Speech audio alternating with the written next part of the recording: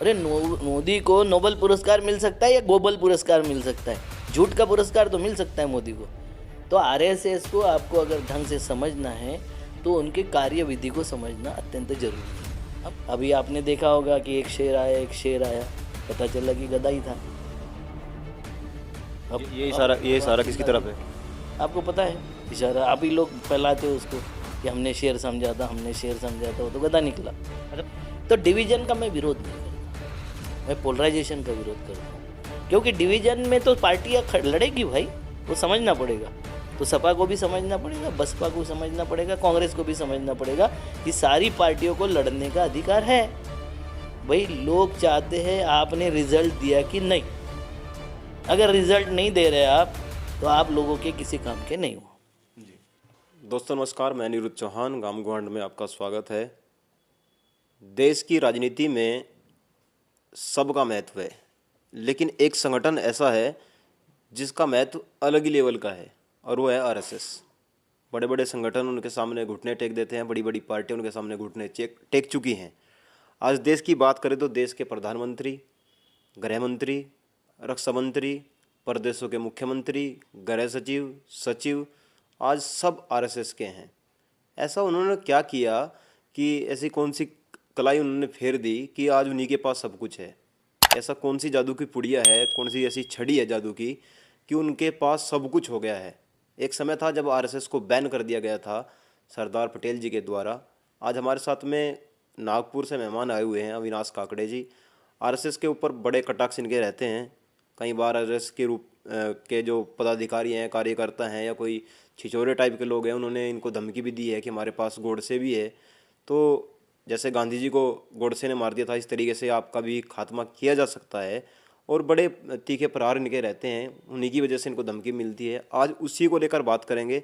ऐसी क्या चीज़ें हैं आरएसएस के पास जो आज इतने सक्षम हो गए हैं? लगभग 2025 में उन्हें पूरे 100 साल हो जाएंगे। तो क्या कारण है उसके पीछे? इतनी ताकत कैसे आरएसएस ने इकट्ठा कर ली? और क्योंकि काकड़े साहब नागपुर से ही हैं, तो नागपुर में उनका गढ़ माना जाता है, और उनका जो मेन ऑफिस है वो भी नागपुर में ही है, उनका कार्यालय नागपुर में है। तो क्या सोचते हैं और किस तरीके से उन्होंने देश को तोड़ने में अपना कार्य किया है? नमस्कार जी। नमस्कार। आरएसएस की एक विशेषता है कि 24 घंटे 7 दिन काम करता है वो। बाकी संगठन चुनाव के वक्त काम करते हैं। जो कंटिन्यूअसली काम करता होगा उसकी जीत तो होगी ना। हम तो करते नहीं हैं।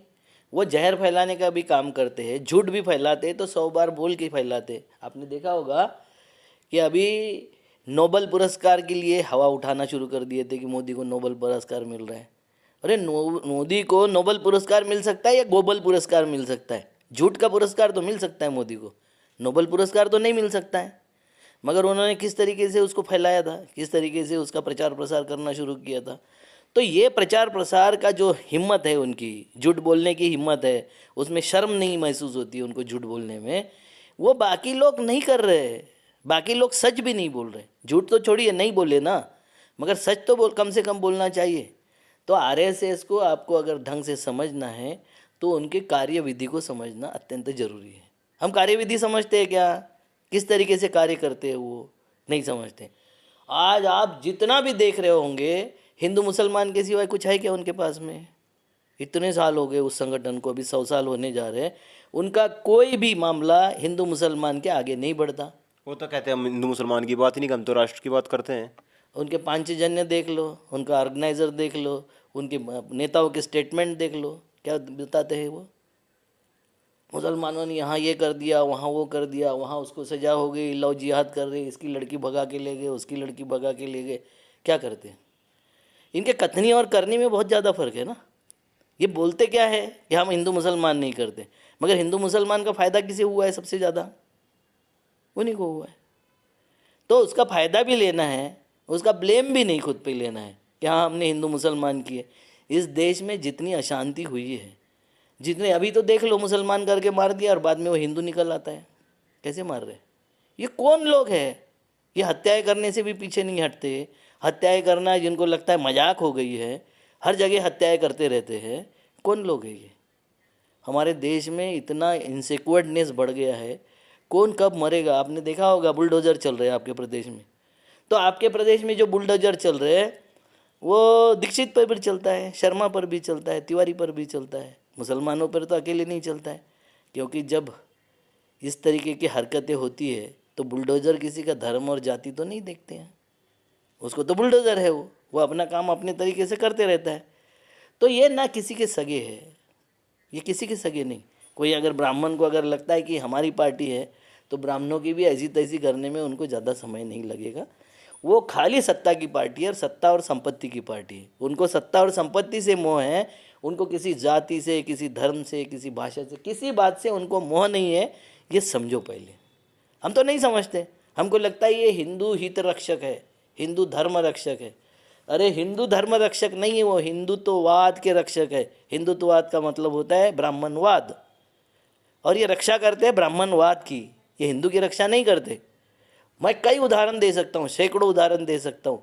मेरे 80 वीडियो है इसके ऊपर कि हिंदू और हिंदुत्ववाद में क्या फ़र्क है, इसको समझो। आप ये बताइए, ये बागेश्वर अभी आया है, पूरे देश में उसका हंगामा शुरू है। बागेश्वर ने आपको, आपका हनुमान जी कौन से धर्म के थे, आपके देवता कौन से धर्म के हैं, वो हमने उनको कैसे पैदा किया, वो बोल रहे हैं आपके देवता भी हमने पैदा किया, आपकी जाति भी हमने पैदा किया। हम सुन रहे खाली, हम उनकी वही बात सुनते रहते हैं। तो हाँ, जाति भी आपने पैदा किया, धर्म भी आपने पैदा किया, धर्म का धंधा भी आपने किया। हम जब उनको धर्म के रक्षक बोलते हैं तो आपको पता होगा कि वो यहाँ से नमस्ते करते हैं, यहाँ हाथ रख के, सीने पर हाथ रख के। अपने किसको नमस्ते करते हैं? भगवे झंडे को करते हैं, हमारे मंदिरों को करते हैं, हमारे देवताओं को करते हैं, हमारी पूरी परंपराओं को करते हैं। क्यों करते हैं यहाँ से नमस्ते? वो बताते हैं कि तुम्हारी औकात तुम्हारे झंडे की, तुम्हारे धर्म की, तुम्हारे भगवान की औकात यहाँ तक है, इसके ऊपर हम हैं। जो तुम्हारे भगवान को अपमानित करते हैं, जो तुम्हारे झंडे को अपमानित करते हैं, जो तुम्हारे पूरे के पूरे अस्तित्व को अपमानित करते हैं, और आपको अगर लगता है कि वो हमारे रक्षक है, तो भक्षक इससे ज़्यादा क्या होंगे? इससे ज़्यादा कौन सा मामला होता है भक्षकों में? ये रक्षक नहीं है भाई, ये भक्षक लोग हैं। और ये जो स्वांग लेके आते हैं ना, लोमड़ी अगर स्वांग लेके आई भेड़ का, तो हमको लगता है भेड़ आ गई है और वो तो अपना बच्चा ले जाएगी, भेड़ का बच्चा ले जाएगी। तो ये कौन किसके स्वांग में आ रहा है, कौन किसकी खाल पहन के आ रहा है? अभी आपने देखा होगा कि एक शेर आया, एक शेर आया, पता चला कि गधा ही था। अब ये इशारा किसकी तरफ है? आपको पता है इशारा? आप ही लोग फैलाते हो उसको कि हमने शेर समझा था, हमने शेर समझा था, वो तो गधा निकला। अच्छा, बागेश्वर धाम का आप जिक्र कर रहे हैं, वो तो हिंदू राष्ट्र के लिए काम कर रहे हैं। वो तो कहते हैं हिंदू राष्ट्र बनेगा तो देश डेवलप होगा, पूरी दुनिया में सनातन का डंका बजेगा।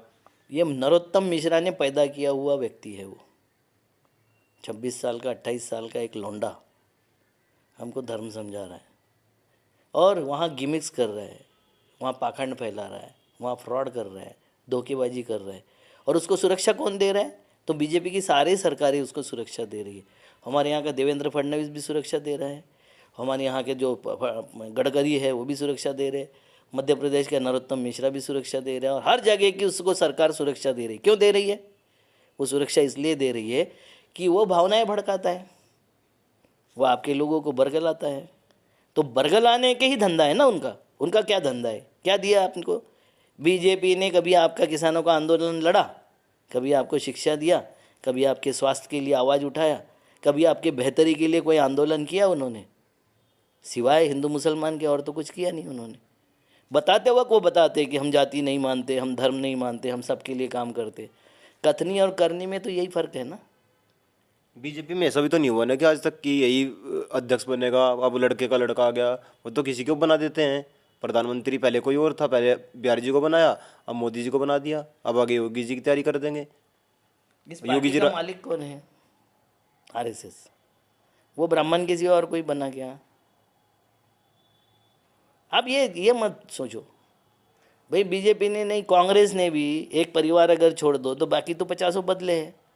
सीएम भी बदले हैं, एमपी भी बदले हैं, सबके सब मंत्री बदले, मुख्यमंत्री बदले कि नहीं बदले? आरएसएस बदला क्या? गांधी परिवार नहीं बदला, उसके ऊपर अटैक करते हो सब। आरएसएस बदला क्या? वो एक जाति का संगठन है कि नहीं? एक ही जाति का व्यक्ति उसका मुखिया होता है कि नहीं? तो हमको ढंग से देखना पड़ेगा ना, ये सारी चीज़ों को देखना है तो ढंग से देखना पड़ेगा। एक तरफ हम क्या बोलते हैं कि परंपरा है, उसका बाप चले जाता है तो बेटा बन जाता है, ये चला जाता है तो भैया वहाँ भी वही है, जाति का उसी आदमी बनता है जो अल्पसंख्यक जाति का है, और अल्पसंख्यक जातियाँ बहुसंख्यक जातियों के सामने कटोरे लेके खड़ी रहती है। कितना शानदार उन्होंने तैयार किया है सारा ढांचा। आप बोल रहे कि उसके जाति का ये नहीं होता, वो नहीं होता, उनमें परिवारवाद नहीं चलता। संघ परिवार है कि नहीं है? वो खुद को बोलते हैं कि नहीं, संघ परिवार के लोग हैं हम। जी जी जी। तो संघ परिवार का मतलब क्या होता है? गांधी परिवार का क्या मतलब होता है? मुलायम परिवार का क्या मतलब होता है? जब उस टाइम कांग्रेस सत्ता में थी तो उन्होंने रोका क्यों नहीं? आज पूरे देश में आरएसएस का डंका बज रहा है, पूरे देश में आरएसएस की सरकार है। उस समय में गांधी परिवार को क्या ये मालूम नहीं था कि आने वाले समय में हमारे लिए खतरा बनेंगे? नहीं। आप बताओ, अखिलेश यादव के आसपास कौन लोग थे? मायावती कैसी डूब गई, कौन थे? तेजस्वी यादव के पास में कौन लोग हैं? हमारे सारे पार्टियों के पास में सलाहकार वही होते हैं, प्रवक्ता भी वही होते हैं। हम लोगों को समझता ही नहीं है ना। हमारे नेता तात्कालिक लाभ के लिए किसी भी साथ कोई भी समझौते कर लेते हैं। क्यों करते हो आप उनके साथ में समझौते? आप पैनल पे देख लो, टीवी के पैनल पे किसी भी पार्टी का प्रवक्ता होगा, एक ही जाति विशेष का होगा कि नहीं होगा? क्यों भाई? क्या उन्हीं में बुद्धिमत्ता है? क्या उन्हीं की सोच है? क्या उन्होंने पढ़ाई की है? बाकी लोग क्या करते हैं? ये हमको अपनी सोच बदलनी पड़ेगी। और क्या होता है कि हम अगर मान लिए कि उस जाति में सारे विद्वान ही पैदा होते, तो फिर हम तो उनसे बड़े हो नहीं सकते। फिर हमको दूसरे गुज्जर को गाली देना पड़ेगा, दूसरे जाट को गाली देना पड़ेगा, अपने जाट को गाली देंगे, अपने गुज्जर को गाली देंगे, अपने मुसलमान को गाली देंगे, उसको छोटा करेंगे तो हम बड़े होंगे। ये धंधा है हमारा। अच्छा, उनके बीजेपी के प्रवक्ता है जो आरएसएस में काम करके आए हैं, संबित पात्रा, वो कह रहे हैं कि 2014 के बाद देश आज़ाद हुआ। और एक कंगना रनौत करके एक हीरोइन है, वो भी कह रही है 2014 के बाद में देश आज़ाद हो गया जब से मोदी जी आए हैं। तो उससे पहले क्या था? क्या बताना चाह रहे हैं देश को वो लोग? ये देखो, इन्होंने जो बोला उनके अध्यक्ष भी बोल देते, प्राइम मिनिस्टर भी बोल देते कि ये फ्रिंज एलिमेंट है, मतलब अराजक तत्व है। इनके ऊपर ज़्यादा बहुत बोलना अच्छी बात नहीं है। जब उनका अध्यक्ष ही बोल देता है कि अराजक तत्व है, कुछ भी बोल सकते हैं, तो उसके ऊपर हमको क्या बोलना चाहिए? अराजक लोग है ये कुछ भी बोल सकते हैं। संबित पात्रा तो वो है ना, प्रवक्ता है वो तो प्रवक्ता को, ऑफिशियल प्रवक्ता के तो बोलते कि फ्रिंज एलिमेंट है। किसको बोला उन्होंने फ्रिंज एलिमेंट? ऑफिशियल प्रवक्ता को। जब सुप्रीम कोर्ट ने उनके ऊपर नकेल कसने का प्रयास किया तो उन्होंने बोल दिया वो तो फ्रिंज एलिमेंट है, अराजक तत्व है हमारे पार्टी का, हम उनसे, उनके विचारों से सहमत नहीं है। तो जिसका अध्यक्ष है ये अपने प्रवक्ताओं को फ्रिंज एलिमेंट बोलता है, अराजक तत्व बोलता होगा, उस पे ऊपर हमने प्रतिक्रिया क्यों देना चाहिए? जी। तो अब आपको क्या लगता है आरएसएस को रोकने के लिए क्या करना चाहिए? जो देश की बड़ी बड़ी पार्टियां देश खड़ी हो चुकी हैं, और खासकर उत्तर प्रदेश में तो आरएसएस बहुत धीरे धीरे अभी हो रहा है। देखो, बड़ी पार्टियां आरएसएस को या बीजेपी को नहीं हरा सकती, जनता हरा सकती है। जो इस देश का छोटा आदमी है वो हरा सकता है। वो अगर गुस्से में आ जाए, वो अगर बदलाव चाहे, वो अगर उसको समझ में आ जाए कि ये क्या हो रहा है हमारे साथ में, ये किस तरीके से हमको कमज़ोर करने की प्रक्रिया चल रही, ये समझ में आ जाए तो वो हरा देगा। और ये समझने के लिए कम से कम उसको बताने की ज़रूरत है।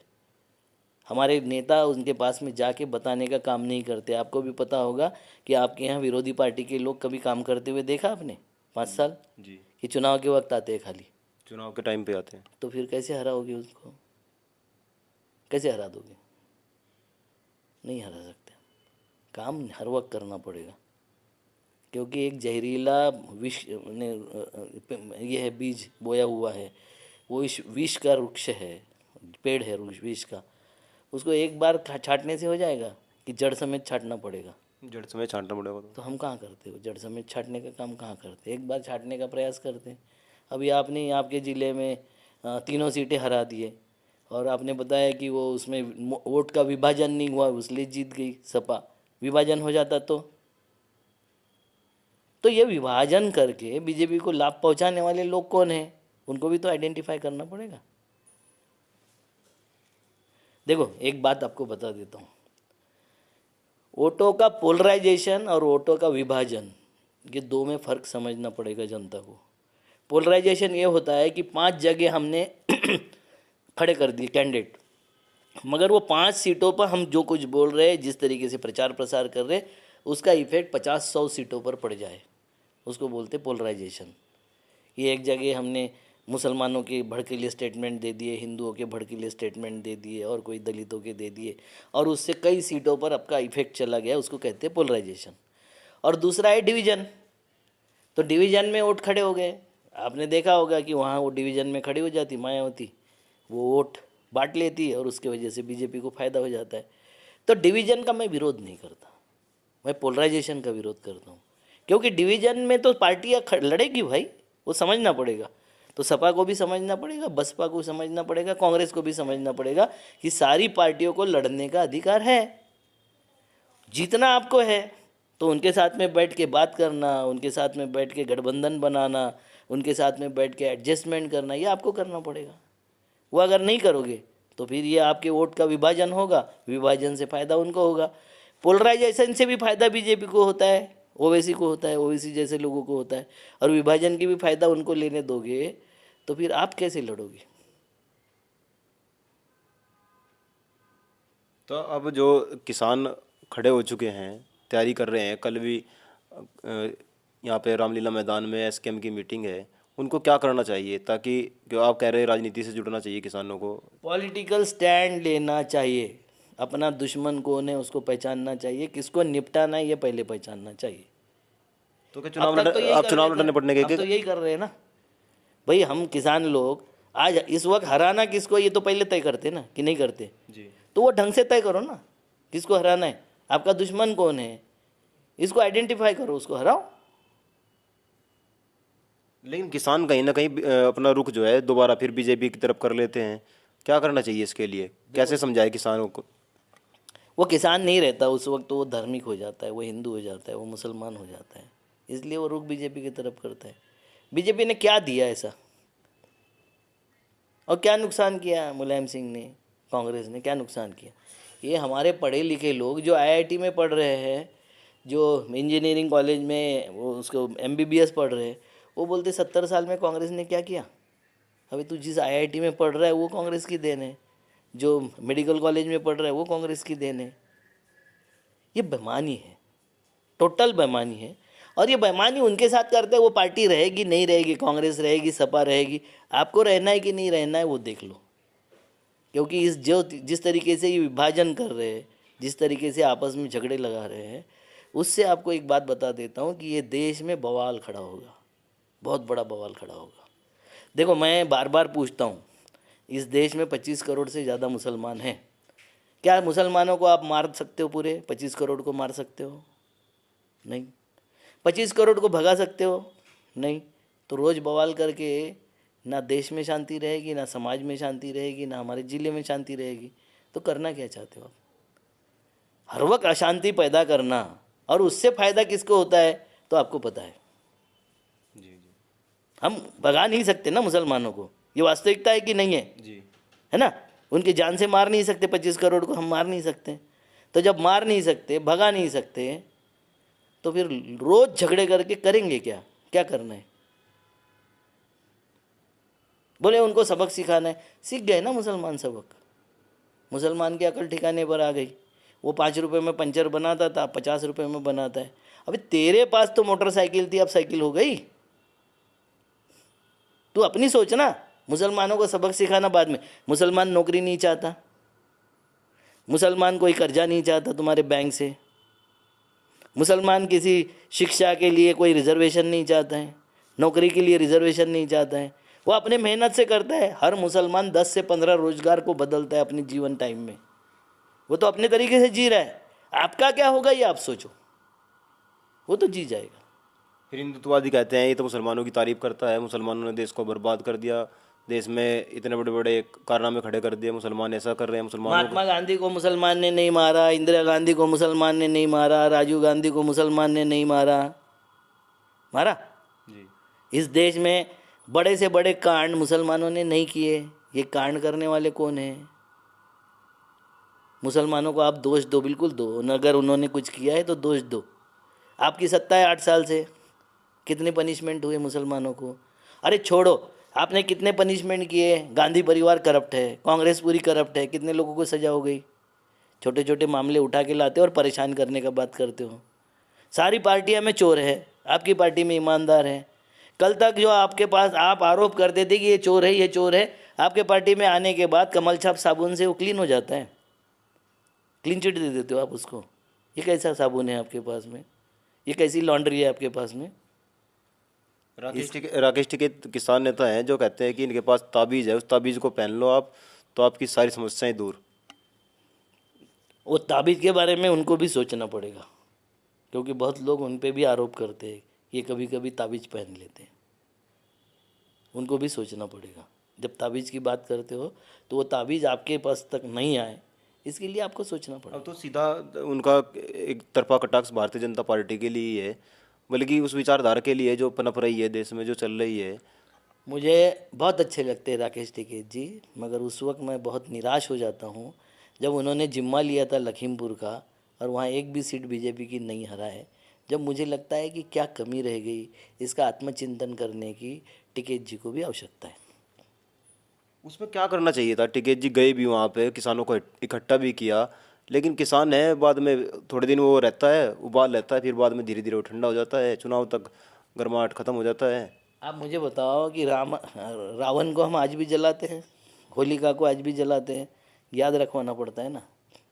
आपने चुनाव तक याद नहीं रखवाए कि आपके लोग मारे गए, आपके बच्चे मारे गए हैं, आपके बुजुर्ग मारे गए, चुनाव तक भी याद नहीं रखवा सकते आप, तो फिर कैसे आप लड़ोगे उनके साथ?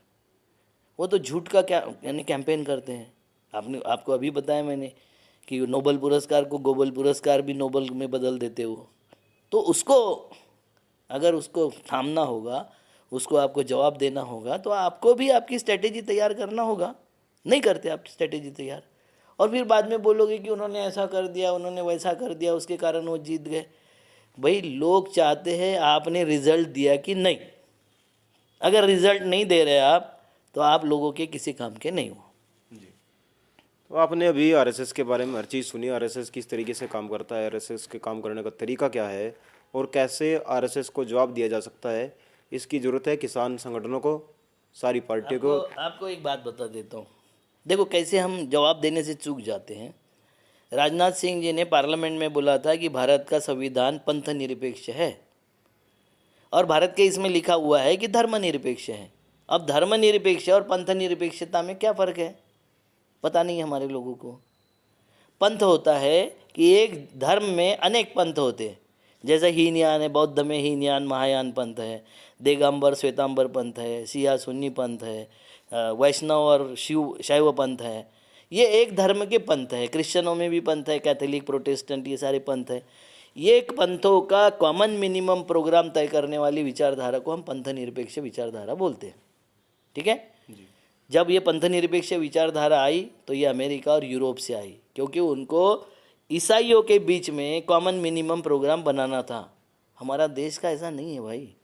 आपने अगर देखा, अमेरिकन राष्ट्राध्यक्ष जो कसम लेता है, शपथ लेता है अध्यक्ष पद की, तो उसी बाइबल पर हाथ रखता है जिस बाइबल पर उन्होंने अब्राहम लिंकन ने रखा था। आज भी वो उनका प्रेसिडेंट उसी बाइबल पे हाथ रखता है।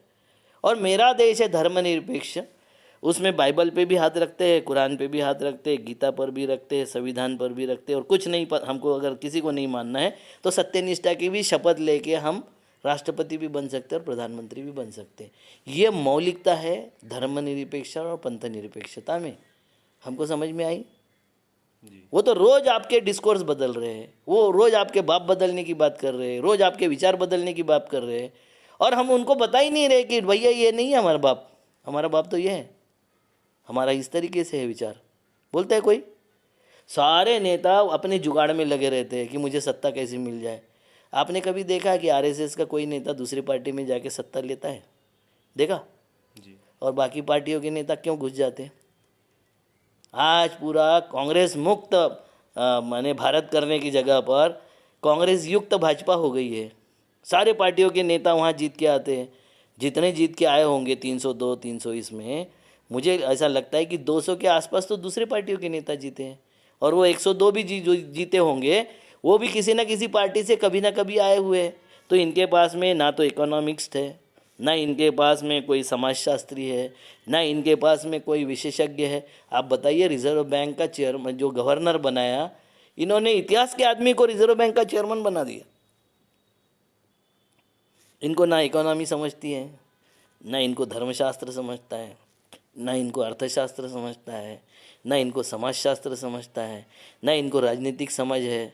ये अपने चश्मे से देखते हैं, अपना एक चश्मा है उनका तय, उसी इसमें हिंदुत्व के चश्मे से अर्थशास्त्र भी देखेंगे, हिंदुत्व के चश्मे से समाजशास्त्र भी देखेंगे, हिंदुत्व के चश्मे से हम हमारा डिफेंस टेक्नोलॉजी भी देखेंगे। नहीं हो सकता, ये आगे की चीज़ है। धर्म अपने घर में पालन करने की चीज़ है, अपने चार दीवारी के अंदर धर्म होता है। बाहर जो आपको करना पड़ेगा वो आपको स्ट्रैटेजी बना के करना पड़ेगा। हमारा पूरा का पूरा जो विदेश की नीति है वो फेलियर है। सारे आसपास के देश दुश्मन बन रहे हैं। और आपने देखा G20 का ये जो बवाल पूरे देश में चल रहा है, भाई बहुत बड़ी उपलब्धि है क्या मोदी की? 20 देश में हर आदमी रोटेशन से अध्यक्ष बनता है, हर देश का आदमी रोटेशन से बनता है। इस वक्त वो बन गया। मोदी ऐसे प्रचार कर रहे हैं कि वो कितनी बड़ी उपलब्धि उन्होंने हासिल कर ली है कि G20 के वो बन गए। अच्छा, G20 में उन्होंने एक स्लोगन दिया, वसुधैव कुटुंबकम। वसुधैव कुटुंबकम हमारे महाराष्ट्र का एक स्लोगन है, ठीक है। और महाराष्ट्र में पसाय दान में और अपने गीता में उसको वसुधैव कुटुंब की व्याख्या होती है। अब वसुधैव कुटुंब का सिंबल क्या लिखा है उन्होंने? पृथ्वी, क्योंकि पृथ्वी वसुधैव कुटुंबकम होता है। मगर वो पृथ्वी भारत के उसमें भारत नहीं दिखा है, उसमें कमल दिखा है। हर चीज़ को आप इलेक्शन के और अपने सिंबल के मोड में देखते हो, हर चीज़ को आप राजनीतिक तौर से देखते हो और वोटों के तरीके से देखते हो। ये कितने दिन चलाओगे, कितने दिन चलेगा? इससे बाहर आओ। ये बोलते हैं कि मोदी नहीं तो और कौन। ये समस्या बीजेपी की है। मोदी नहीं तो फेंटा बनेगा क्या? मोदी नहीं तो मामा बनेगा क्या? मोदी नहीं तो हमारे यहाँ का तरबूज बनेगा क्या? ये समस्या बीजेपी की है। अरे बाकी की पार्टियां तो देवेगौड़ा को भी बना देती है, इंद्र कुमार गुजराल को भी बना देती है, सबको बना देती है। उनकी समस्या है क्या वो? मगर इनके पास में मोदी के सिवाय दूसरा प्रचार मंत्री कोई नहीं है। वो आपको सवाल पूछ रहे मोदी नहीं तो कौन। ये सवाल बीजेपी से पूछो ना कि मोदी नहीं तो कौन। ऑप्शन भी तो नहीं आया दूसरा कोई है? बीजेपी के पास ऑप्शन है? फिलहाल तो कोई नज़र नहीं आता। नहीं है। बाकी पार्टियों के पास ऑप्शन ही ऑप्शन है। कोई भी बन जाएगा, कोई भी बन जाएगा। देवेगौड़ा ने भी इनसे तो मोदी से तो अच्छा ही चलाया था, गुजराल ने भी इनसे अच्छा ही चलाया था, इतना नहीं बेचा था कभी। जी। सही है गलत? सही है। हमारे चौधरी चरण सिंह जी ने अच्छा चलाया था शासन, वीपी सिंह ने अच्छा चलाया था शासन। थोड़े दिन मिले होंगे उनको, मगर कम से कम जहर तो नहीं बोया था ना, झंझट तो नहीं लगाया था, झगड़े तो नहीं करवाया था ना। तो ये समझने की ज़रूरत है। जी, बहुत बहुत धन्यवाद आपका, आपने समय दिया हमें। और सभी से आपसे निवेदन, अगर आपको वीडियो पसंद आती है तो शेयर कीजिएगा, लाइक कीजिएगा, कमेंट करके बताइएगा क्या इस तरह की वीडियो हमें और भी बनाने चाहिए। और राजनीति से आरएसएस के लिए, देश के किसानों के लिए क्या हमें इस तरह की खबरें आप तक भेजनी चाहिए, कमेंट करके जरूर बताइएगा। जुड़े रहिएगा गांव गांड के साथ। जय हिंद, जय भारत।